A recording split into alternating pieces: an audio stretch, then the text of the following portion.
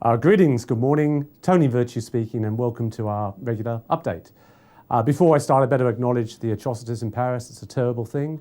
Obviously, our thoughts and prayers are with everybody involved. Chance to begin to look at the year in review, I guess. And the main themes working their way through. I think finally US interest rates are about to go up, probably overdue. The employment figures have been good there, actually been quite good in Australia as well there. So how does this play out? Well, in theory, it will mean that the US, which exports about 50% of the value of its market, will find that a little bit harder. That should make it a little bit tighter on their share prices. It should also mean the US dollar grows. From an Australian point of view, probable decline in the Australian dollar, that's probably not a bad thing from the terms of trade. Again, makes our exports easier there. So, but to my mind, the issue is not the first lift of the rates, it's whether that continues and how sharp that is. So expect to see a lot of debate in the new year around that, and that becomes quite important to the bond market. A small increase in interest rates when rates are so low really can impact on things. For me, the growth of technology continues to develop, and the power of the mobile phone, and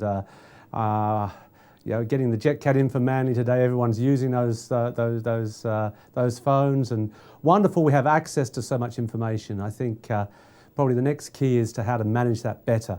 But it does really open up markets, particularly for emerging markets that can jump a number of levels of technology and immediately get into a much more efficient way of running businesses.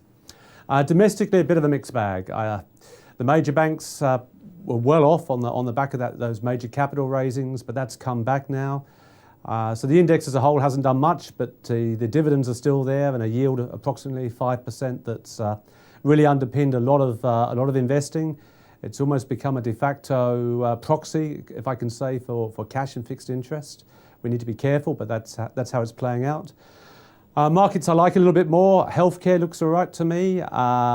Anything to do with medical improvements. I see CSL just hitting $100. Blackmore, so some good news stories there. And again, underpinning that is a reasonably good income stream. I couldn't wrap up without a comment on Sydney property prices. We are mortgage brokers here, and I can tell you it is tightening up. APRA have moved, and lending rates are definitely tightening. So on balance, I think that is good. It keeps things under control.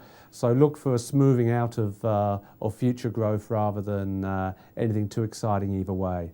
So look, I think that's enough for now. Hopefully I'll speak to you before Christmas, but if not, compliments of the season. Take care, Tony.